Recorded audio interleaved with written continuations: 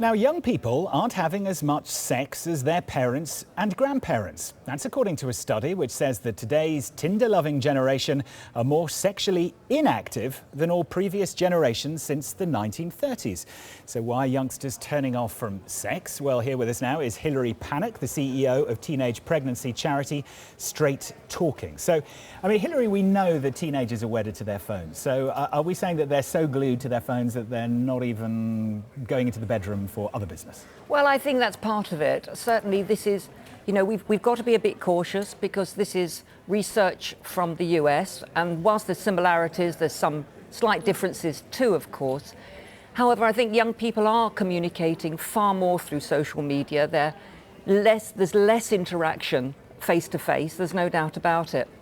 And it does seem that young people are having less sex as a result of that, and certainly the underage drinking has gone down.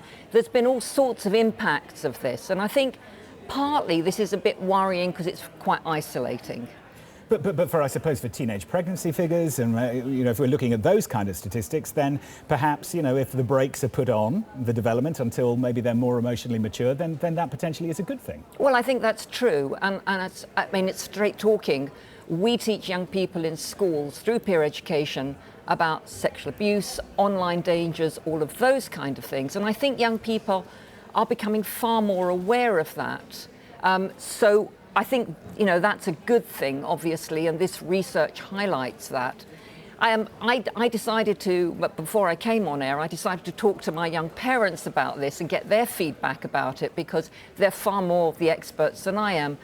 And what came out of that discussion was certainly something about young girls needing that affirmation that they're attractive, that it's about low self-esteem, and that they're getting more of that affirmation online when they're getting likes on Facebook.